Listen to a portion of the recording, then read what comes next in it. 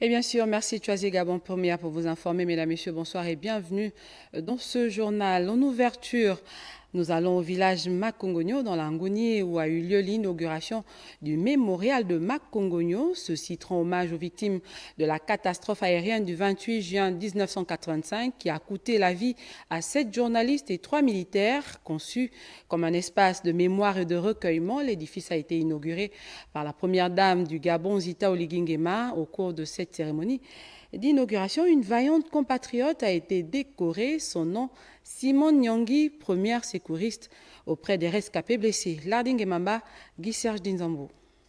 Construit sur une superficie de 107 mètres carrés en bloc aggloméré et béton par l'entreprise AP Holding, le mémorial de Makongogno se dresse majestueusement sur le carrefour du village éponyme, l'œuvre du couple présidentiel.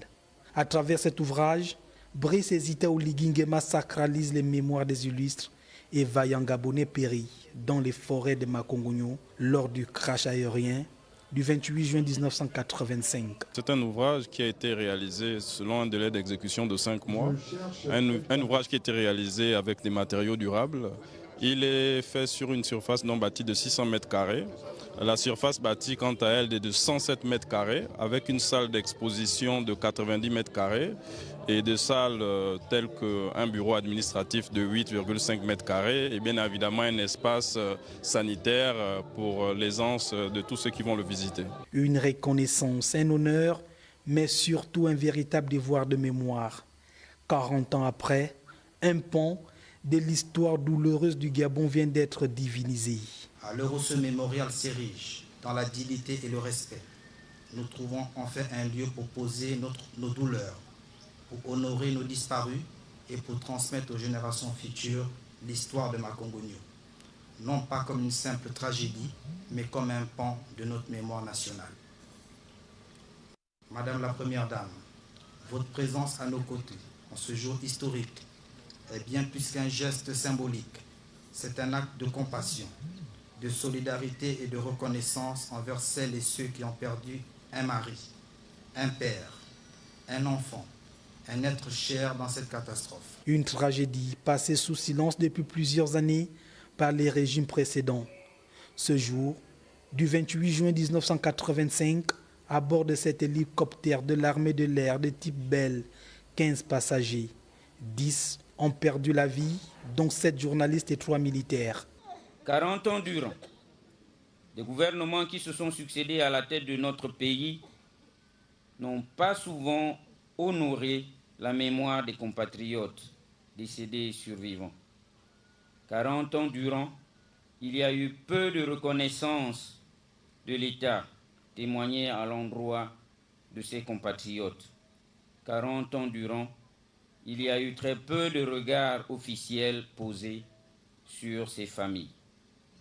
Excellence, Madame la Première Dame, 40 ans après, grâce à l'arrivée au pouvoir du président Brice Clotaire Oligui Nguema et par votre sens patriotique, vous avez décidé d'honorer à jamais la mémoire de nos braves compatriotes morts dans l'exercice de leurs fonctions.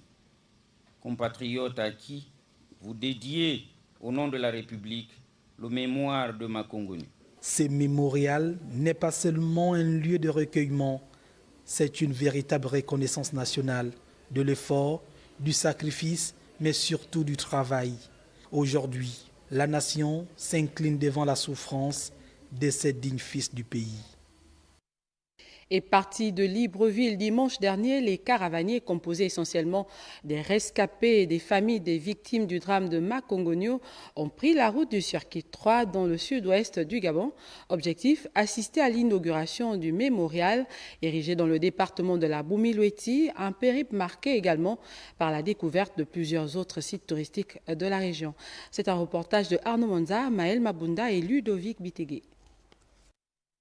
Tout débute ici, au Tok Peak de l'Ebamba, autour d'un déjeuner en pleine nature, dont l'assistance est composée des membres du gouvernement et dignitaires de la localité, rehaussée par la présence de la première dame, Zita Oligui Nguema. Ce lieu, identifié ce jour, est appelé à devenir un site touristique. La caravane prendra par la suite la direction de la mission Notre-Dame de Lourdes de Dibouangui, dans le département de la Boumi-Loueti. Messe d'action de grâce, officiée par l'évêque de Mouila, suivie d'une visite des lieux. Le périple se poursuit à Makongogno pour l'événement historique du jour, l'inauguration de ce mémorial en hommage aux victimes du crash d'un hélicoptère dans cette localité en juin 1985. Rescapés et parents des disparus, 10 au total, sont représentés. Émotion et souvenirs marquent encore les esprits. Il y a 40 ans, le 28 juin 1985, un drame endeuillait et frappait notre pays dans sa chair. Des vies furent arrachées, des familles brisées. Ce mémorial est le témoignage vivant de cette douleur. Je voudrais exprimer ici, en offrant ce bâtiment à notre administration, au nom du ministère du Tourisme durable et de l'Artisanat, une gratitude profonde à Madame la Première Dame. Un soulagement pour ces derniers qui attendaient la sortie de terre de ce mémorial. Voilà plus de 30 ans, ils ont reçu des distinctions honorifiques. Ne fût-ce qu'une simple stèle. Nous n'étions pas en villégiature à Makongogno, nous étions en mission commandée. 40 ans après, il fallait attendre la 5e République pour qu'on nous érige un mémorial. Bravo, merci, Madame la Première Dame, merci Monsieur le Président de la République pour ce bijou. Notons que ce mémorial a été offert au ministère du Tourisme par la Première Dame dans le cadre du tourisme mémoriel et deviendra un circuit touristique.